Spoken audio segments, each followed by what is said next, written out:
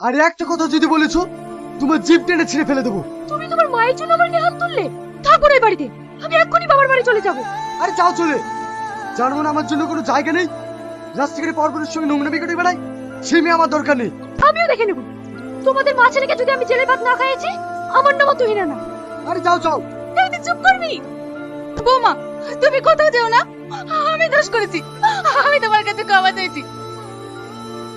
তোমার যদি আমাকে নিয়ে সমস্যা হয়, আমি আলাদা খাবো। তুমি কোথাও যেও না বৌমা। এখন কাচ্ছি কেন? স্বামী মরে যাওয়ার পরে বাপ মাই কতবার করে ফিরলো, বিয়ে করে একটা নতুন জীবন শুরু কর। তখন কি বললে? আমার ছেলে ভবিষ্যৎ নষ্ট হয়ে যাবে, বাকি জীবনটা ছেলে বউর সাথে কাটিয়ে দিব। হ্যাঁ, এখন বৌমার হাতে মার খা। ও তো আরো সুন্দর হবে না? মালটা দেখতে হবে।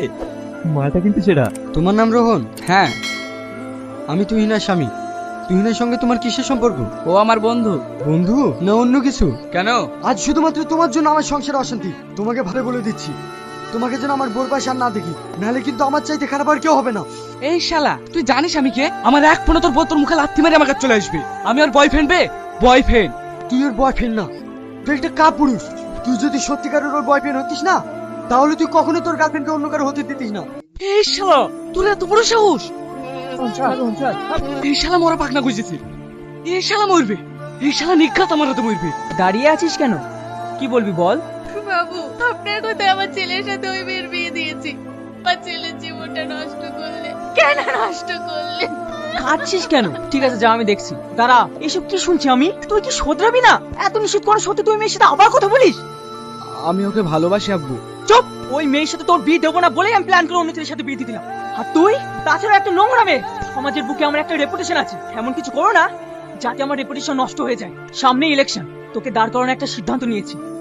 এর মাঝখানে এমন কিছু করো না যাতে তোমার ভবিষ্যৎ নষ্ট হয়ে যায়। আশা করি বুঝেছো। যাও। কি নিয়ে ঝামেলা করেছিস? যারা তোমাকে ডেকেছে তাদেরকে জিজ্ঞেস করো। আমি তোকে জিজ্ঞেস করছি। এত সুন্দর সোনার সংসারটা তোর পছন্দ হচ্ছে না? ওর অন্য ছেলের সঙ্গে সম্পর্ক আছে, ওই নিয়ে যত অশান্তি। তুই কোনোদিনও পরিবর্তন হবেনি। দেখেন বিয়ান, আপনাদেরকে আমার বলা থাকলো, আজকের পর থেকে যদি আপনাদের কোনো কথা না শুনে, আপনারা ওকে শাসন করবেন। তাতে মরার ভয় দেখা দরকার হলে জানবো আমার একটা মেয়ে মারা গেছে। কদিন ধরে ভালো লাগছে না, চলো ভাই আজ একটু নাইট ক্লাবে যাই। নাইট ক্লাবে তো যাবি, কিন্তু আমি তো সব খারাপ কাজ ছেড়ে দিয়েছি। বাবা বলেছে সামনে ভোটে আমাকে দাঁড় করাবে। বলো কি ভাই? এই তো খুব ভালো কথা। হ্যাঁ, তাই লাইফ থেকে সব খারাপ কাজ ছেড়ে দিলাম।